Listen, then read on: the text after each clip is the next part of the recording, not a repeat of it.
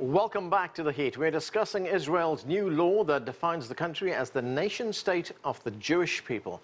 Joining us now from Ramallah is Dr. Mohammad Shtayyeh. He's the head of the Palestinian Economic Council for Development and Reconstruction and is a member of the Fateh Central Committee. Dr. Shtayyeh, thanks for joining us. Thank you for having me. Now, this new law states, among other things, that Israel is the historical homeland of the Jewish people. It is where Jewish people only exercise their rights to natural, religious, and historical self-determination. That prompted the Palestinian spokesman, Saeb Erekat, to say that this new law is racist and discriminatory. Explain that to us. How is it racist and discriminatory? It's actually more than that. This makes Israel a national liberation movement rather than a colonial movement. Israel has been established here as an outcome of the colonial regimes that has governed the world after the Second War. Under any circumstances, Israel can have any right in this Palestinian territory.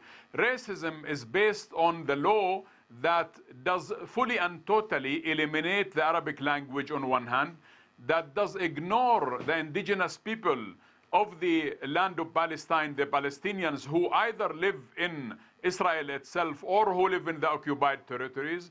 There is no borders whatsoever for this Israeli definition. It does not define itself within the 1967 borders. And more than that, there is no reference whatsoever to the Palestinians who live inside Israel or to the Palestinians who are in the occupied territory. So for Israel to say that Israel is also responsible for every Jewish person in the world, it does fully and totally erode the sovereignty of national states in Europe and the United States, simply because under what circumstances Israel can be responsible for the Jewish people in the United States? Under what regime that Israel can be responsible for the German Jews or for the British Jews or whoever? More than that, the law itself, it does fully and totally erode the possibility of a Palestinian state living side by side with Israel, which is something that does enjoy an international consensus. Now, having said that, it is also, there is no reference for the right of self-determination to the Palestinian people who live under occupation. So to say that Israel is the land in which the Jewish people exercise their right of self-determination and right of return at a time when Israel denies about 6 million Palestinian refugees right of return, this is totally not only a discrimination, but a total rejection of other people's rights. This is, Israel has been a racist regime by de facto, and now racism has become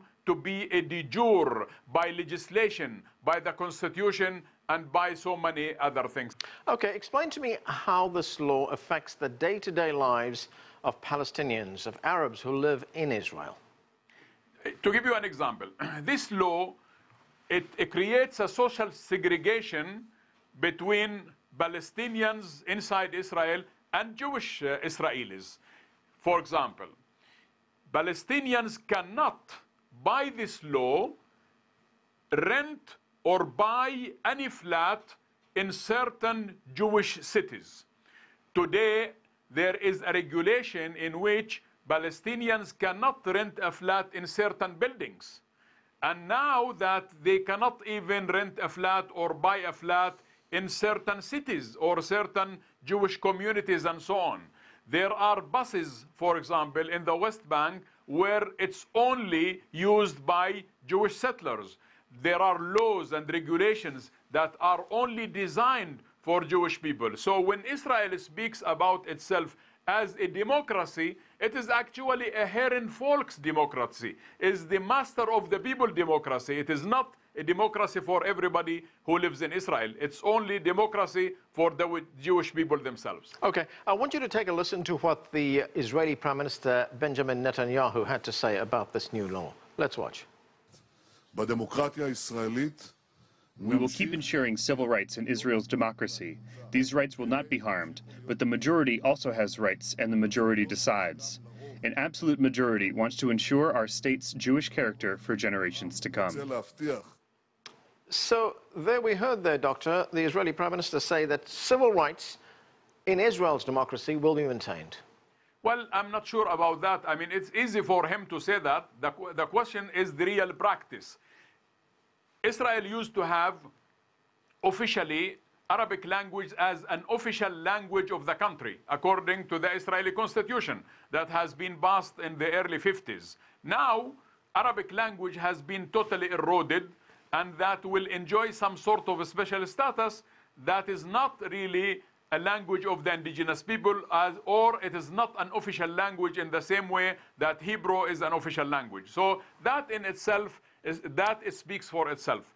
Now also, as I said earlier, for the Prime Minister to say that the majority rules, yes, we understand that, but this is a colonial majority. This is not really a people who are indigenous people. This is a situation in which the Palestinians inside Israel are living under internal colonialism based fully and totally on racism and erosion of civil rights and national rights.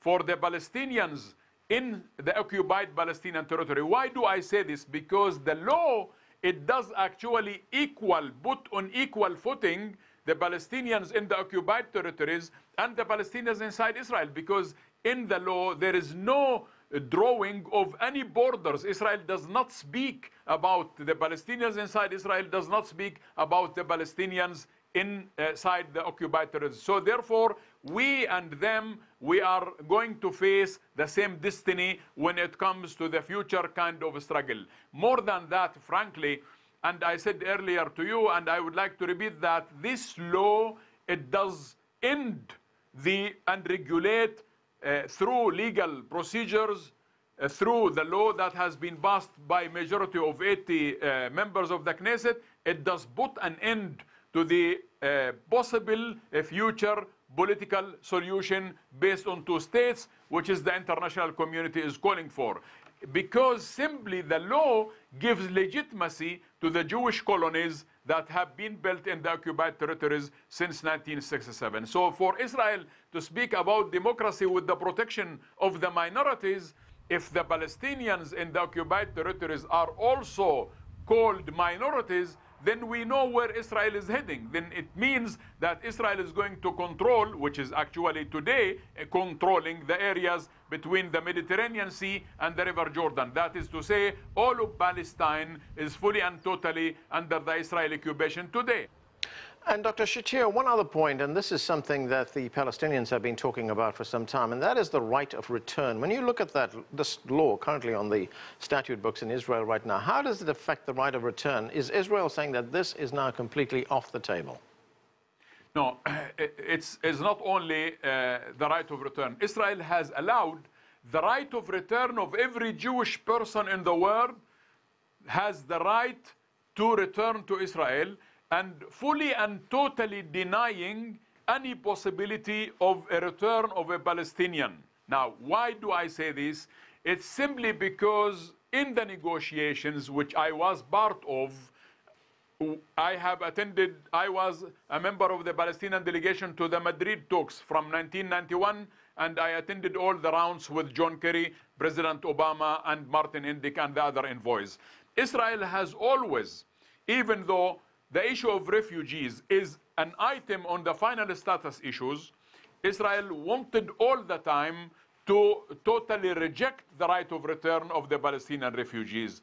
Now, not only that, the war that Israel is launching against the UNRWA, United Nations Relief and Work Agency, is something that is designed to remove fully and totally the issue of refugees from the negotiating table.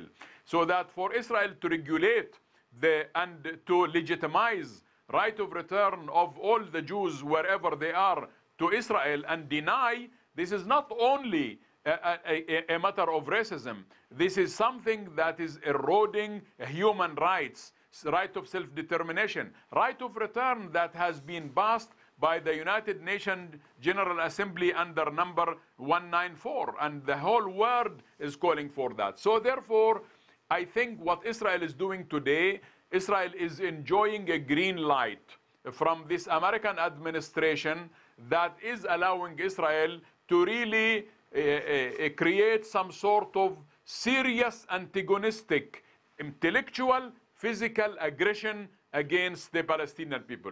Intellectual, I mean by laws and regulations and measures and constitutions and so on, and physical by the siege on Gaza, by the house demolitions in the West Bank, by the arrest. There are 6,711 Palestinians in the Israeli presence today. All of them are young people, and quite a number of them who really did nothing whatsoever. So there is this sort of really aggressive attack on the Palestinian rights, and Israel is enjoying full protection. It's very unfortunate that we didn't hear. We heard condemnation of this law from all over the world, the European Union, the Arab countries, India, Pakistan, Japan, all over, United Nations. The only country that did not speak about this, that did not condemn this law, is the United States. It's very unfortunate. The country that speaks about democratic values, human rights, and so on, does not condemn such a law, which is really based on denial of right of self-determination to people who are under occupation, denial of right of return to people who have been fully and totally made refugees, have been living in refugee camps since 1948, and a situation in which the international consensus based on two-state solution will be fully and totally eroded. This is a situation in which the lack of condemnation by United States, it does push Israel into more aggression against the Palestinian people. Dr. Mohammad Shtayyeh, thanks for joining us. That's it for this edition of The Heat. I'm Anand, Naidoo in Washington, D.C. Thanks for being with us.